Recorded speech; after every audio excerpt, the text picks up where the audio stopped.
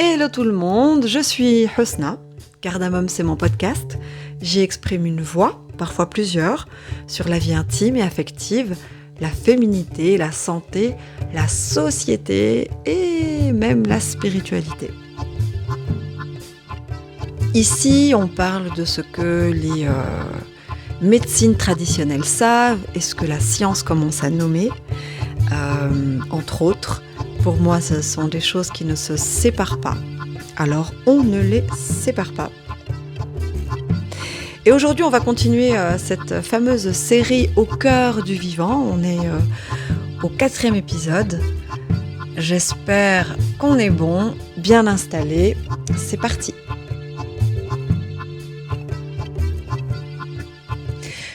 Je me souviens du moment où j'ai compté. On était dans l'eau et la matinée touchait à sa fin. Et j'ai regardé autour de moi les visages, les corps qui étaient là. J'ai compté et j'ai reconnu presque tout le monde en fait. C'est cool, hein ? Mais c'est pas ce que j'avais prévu. Ce n'était pas ce que j'avais travaillé pendant des semaines à construire. Ce n'était pas ce que cette journée, la journée internationale du vivre ensemble en paix, qui est très très long comme intitulé, n'est-ce pas, et que je vais appeler la JVEP, ce n'était pas ce que la JVEP était censée être. Pas là, pas dans ce territoire-là, pas avec cette intention-là. Là, ici, ce que je voyais, c'était les adhérents du club, donc les habitués, les habituels, ceux qui viennent à chaque sardinade, à chaque auberge espagnole, à chaque événement qu'on organise entre nous. Du coup, j'ai continué à marcher, j'ai continué à sourire, bien sûr, parce que c'était hors de question que les personnes sentent un peu, je vais dire, ma contrariété à ce moment-là. J'ai vraiment continué à être là, présente, encadrante, disponible pour les personnes qui étaient là. Bon, il y a eu quelques nouvelles personnes, mais c'était pas, je vais dire, le nombre escompté. C'était pas le volume escompté. Donc j'ai continué à donner de la joie et à partager la joie aussi, la convivialité en tous les cas, mais tout en ayant un petit point dans ma poitrine. Quand je suis rentrée chez moi, j'ai commencé à me refaire le film dans la tête, à me dire oh là là, tout ce qu'il a fallu faire, contacter les services municipaux, les médias de la région, la radio, pour donner une interview, faire venir le photographe du service communication, s'assurer que tout était bien publié dans les différentes plateformes, tout ça à distance, de relancer les personnes qui étaient sur place, donc les co-encadrantes et co-encadrants pour vérifier que vraiment les choses se faisaient, les affiches bien réceptionnées, les flyers aussi, etc. Et je sentais bien qu'il y avait de la résistance à chaque fois. Pas avec les services municipaux qui, eux, s'étaient vraiment emballés pour le projet, mais il n'y avait pas l'engouement de mes relais directs, en fait. Et au contraire, et d'ailleurs, la preuve en est, c'est que ce jour-là a été, entre guillemets, un échec sur le plan... finalement, pas tant du nombre de personnes, mais plus par l'invisibilisation, je vais y arriver, du message. Et s'il n'a pas été complètement invisibilisé, même s'il a été grandement, il en a au moins été altéré. Donc, en rentrant ce jour-là, j'ai vraiment ressenti... c'est pas de la vexation, c'est une douleur qui a une expression, qui n'a pas vraiment d'expression propre. Si je devais la dire en une phrase, ce serait j'ai mal à l'humain en fait. J'ai mal à l'humain.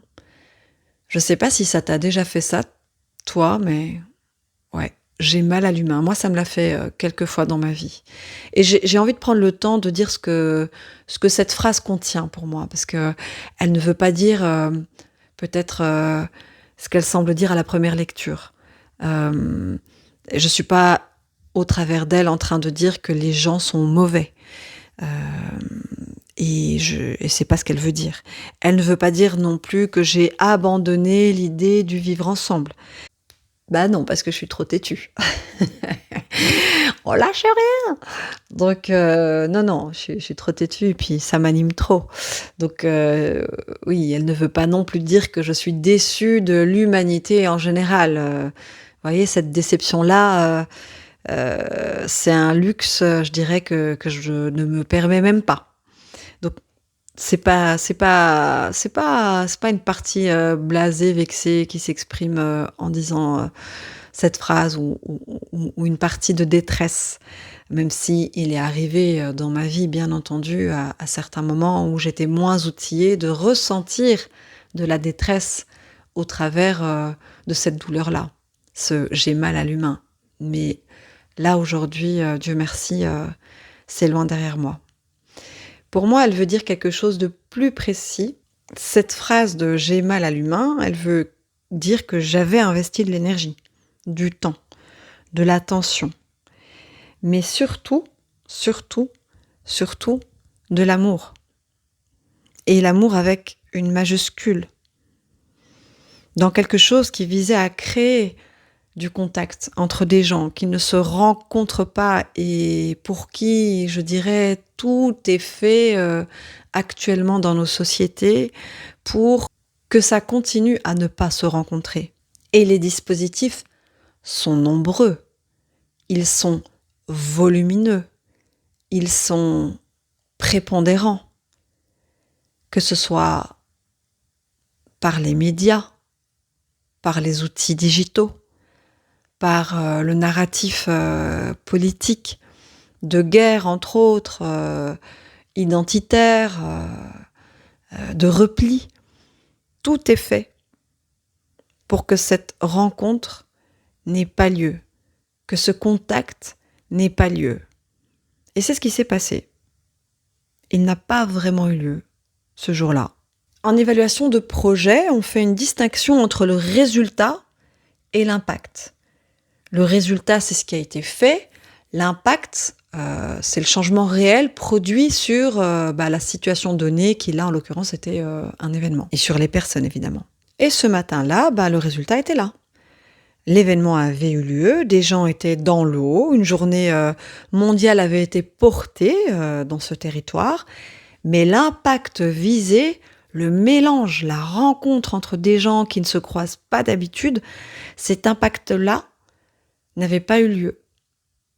Et c'est cette distinction qui, moi, m'a fait mal. C'est pas, l'échec, spectaculaire, c'est plutôt, cet écart, en fait, un peu, silencieux comme ça, même invisible, entre ce qu'on visait, justement, et ce qui a eu lieu. Il y a un mot, heu, que Rumi utilise dans le Masnavi, le huzn, qui veut dire, mélancolie, tristesse. On l'associe, oui, souvent à cet état comme ça de de tristesse profonde, mais c'est pas une dépression non plus. Et puis c'est pas une tristesse qui fait qu'on descend comme ça dans les profondeurs qui altèrent l'élan de vie. C'est plus, une conscience aiguë de l'écart entre ce qui est et ce qui pourrait être. C'est une douleur à la fois lucide et pas lucide à la fois.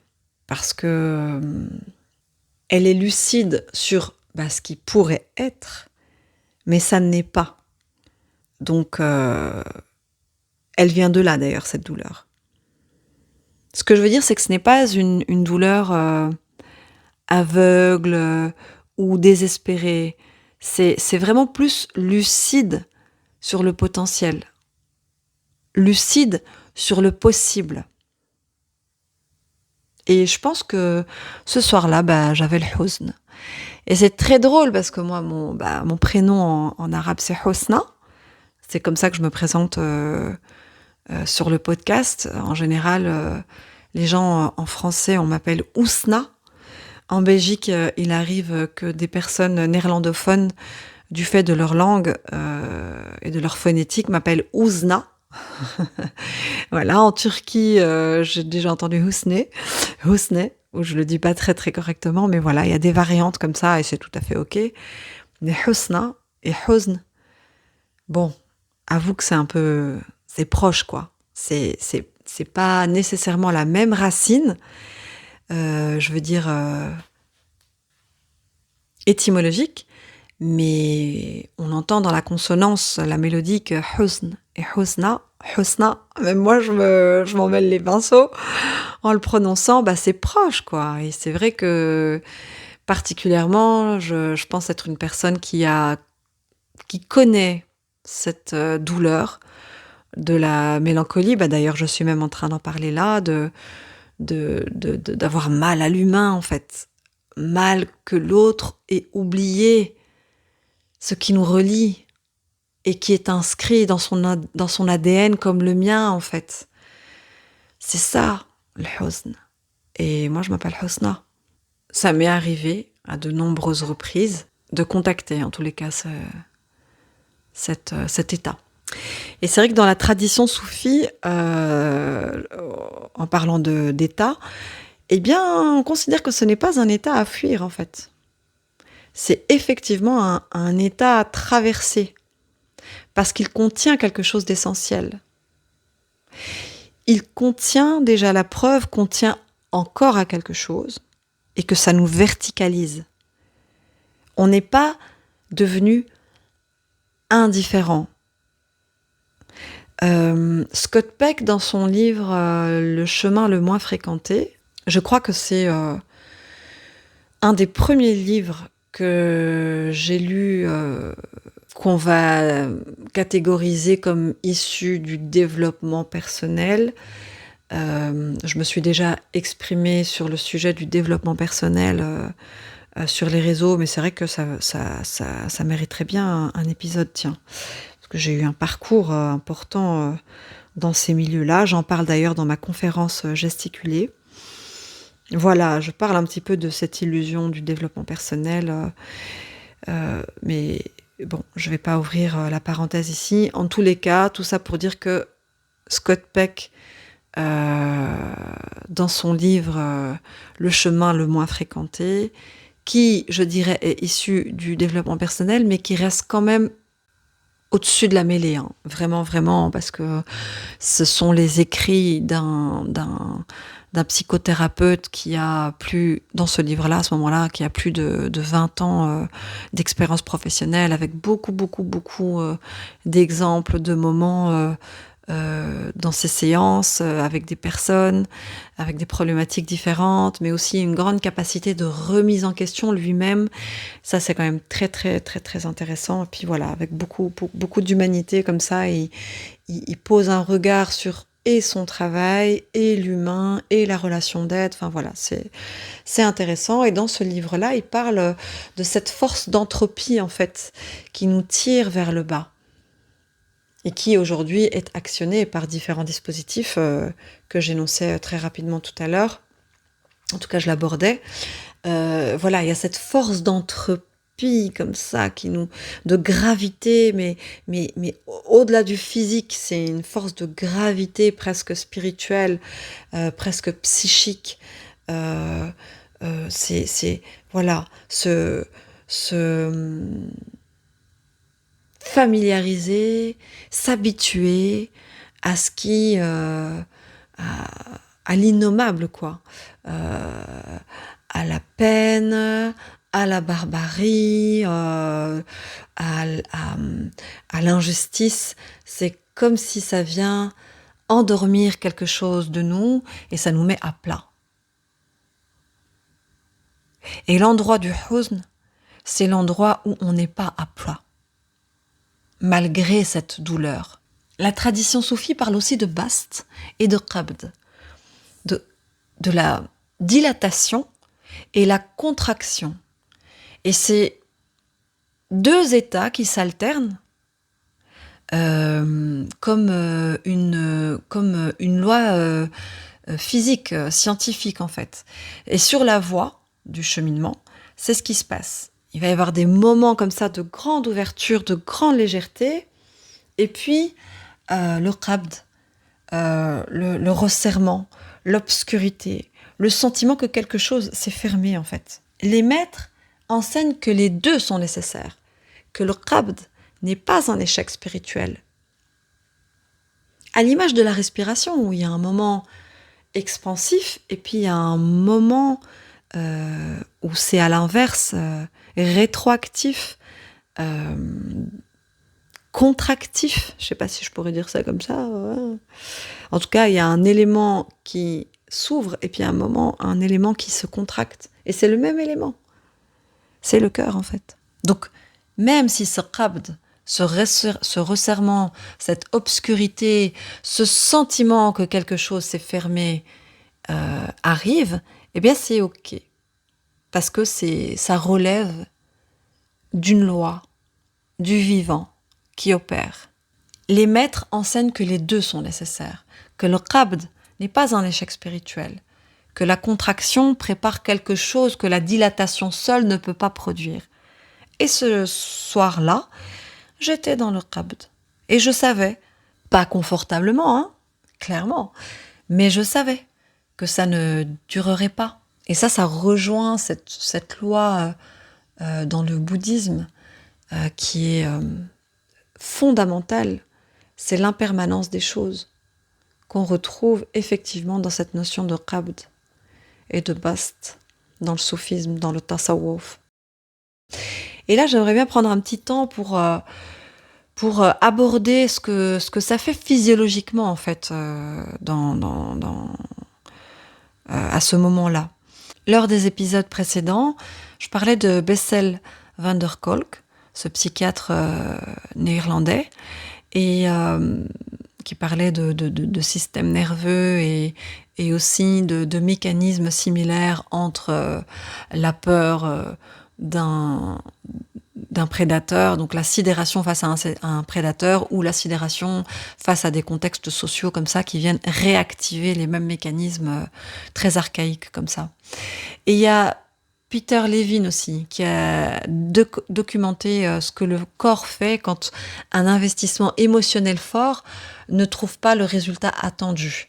En fait, le système nerveux avait mobilisé des ressources pour quelque chose qui n'a pas abouti comme prévu. Et il doit maintenant les réintégrer.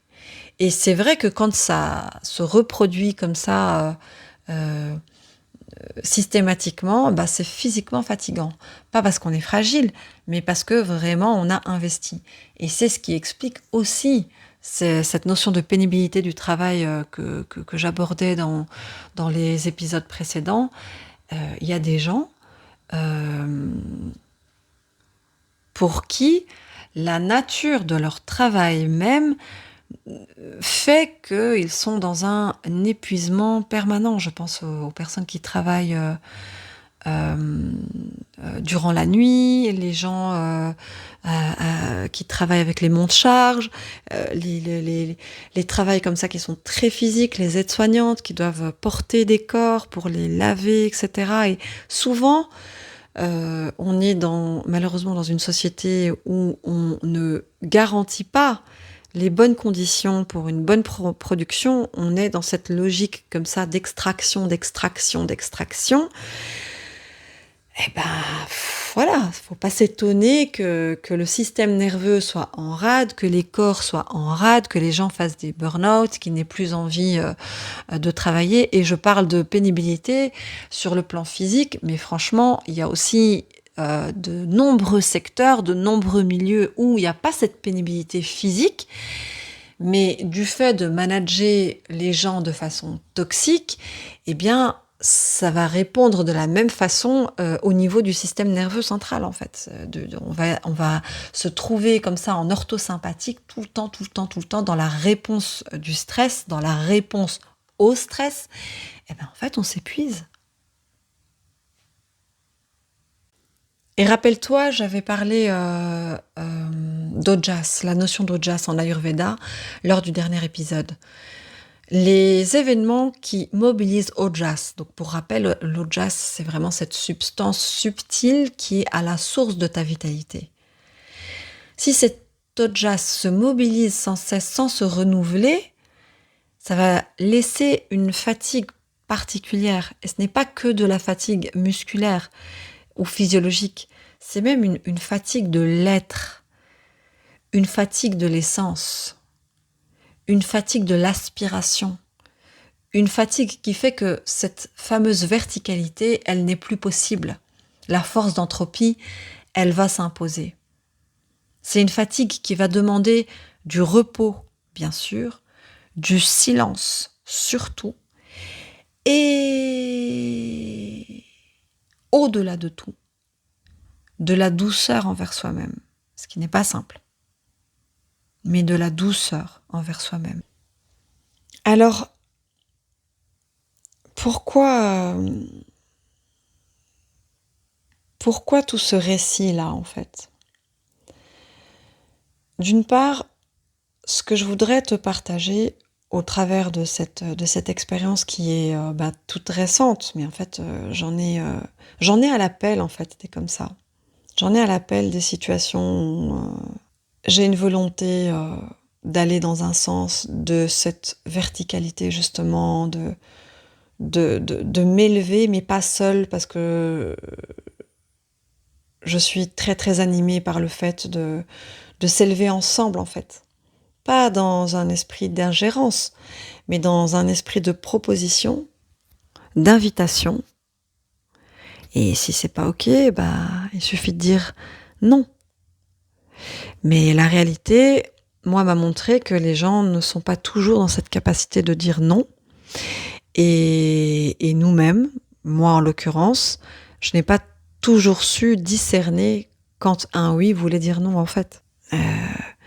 Qu'est-ce qui a fait que, je sais pas moi, un peu de fatigue, moins bien dormi durant la nuit, une phase du cycle, moins outillé, plus d'affect. Il y a plein de choses qui peuvent altérer le discernement, la lucidité. Le basira, comme on dit en arabe. Mais en tous les cas, ici, mon propos, c'est d'inviter et de vraiment surligner la nécessité de revenir dans cet endroit de soi que j'ai pris le temps de décrire et d'aborder durant les épisodes précédents, et que j'ai essayé de mettre en lumière ici par la notion de huzn, parce qu'en fait cet endroit où se trouve cette tristesse lucide, c'est aussi le même endroit qui contient la joie profonde. C'est vraiment, c'est un endroit très très vivant de soi, où beaucoup de choses peuvent se vivre, des choses fondatrices qui nous élèvent. Et je veux nommer ça clairement, parce que c'est facile de passer dessus. Moi, je dirais qu'il y a 2 décisions à prendre. La première, c'est d'y revenir, comme je viens de le dire. Et l'autre, c'est de garder le cap, de continuer à vouloir, à désirer cette paix, à désirer cette élévation. Collective, individuelle, c'est pareil. Parce que ça ne va pas de soi. Il y a un moment, après avoir été déstabilisé, où cette turpitude peut se vivre. Et c'est vrai qu'à ce moment-là, c'est difficile d'aborder la question de l'espérance. Mais au moment de la remontée, juste après le huzn, après la fatigue, c'est un endroit, au moment de la remontée, c'est celui où on regagne un peu de l'énergie, on peut choisir. On peut choisir de fermer, de se protéger et de ne plus investir avec cette qualité d'attention. Investir quoi ? Peu importe, ça dépend chacun et chacune son histoire. La relation, les relations, le rapport aux autres, les projets, le travail, plein de choses où on peut choisir de revenir. Et pas naïvement, pas comme si rien ne s'était passé, mais avec les yeux ouverts, au contraire, avec ce qu'on a appris, avec le sir, cet endroit, on l'a enfin nommé, on l'a nommé et renommé les épisodes précédents, mais c'est intéressant et important de le redire ici, avec ce sir intact, cet endroit qui contient l'intelligence originelle, l'humanité originelle. Et là, on peut choisir de revenir. Eh ben, moi, j'ai fait ce choix-là. J'ai choisi de revenir dans ce groupe de gens et de redonner les compétences qu'ils ont besoin de moi. Et pas parce que c'est confortable, hein, mais parce que c'est l'alternative. Moi, personnellement, je n'ai pas envie de devenir quelqu'un qui ne croit plus que le contact entre des mondes différents soit possible. Cette alternative-là, elle me coûterait encore plus cher. Et ouais. L'épisode 5 s'appellera Doran à Port-Saint-Louis-du-Rhône. On remontera à l'origine de tout ça. Un congrès international de femmes en Algérie, une rencontre, une généalogie, une conviction qui traverse les générations. Donc reste branché et on se retrouve au prochain épisode. Et si celui-ci t'a touché ou s'il t'a dérangé, les deux comptent, hein. Donc, n'hésite pas à me le communiquer. Tu peux me retrouver sur Instagram, TikTok et Facebook sous le handle Hosna Dharma, tout attaché. La newsletter est sur Substack, même handle. Le lien est dans la description de l'épisode. Et voilà, si tu veux qu'on parle directement, il y a un lien Calendly aussi dans ma bio pour une séance d'écoute gratuite de 30 minutes. Tu me parleras de ton récit de vie et on verra comment est-ce qu'on peut circonscrire ça en épisode de podcast.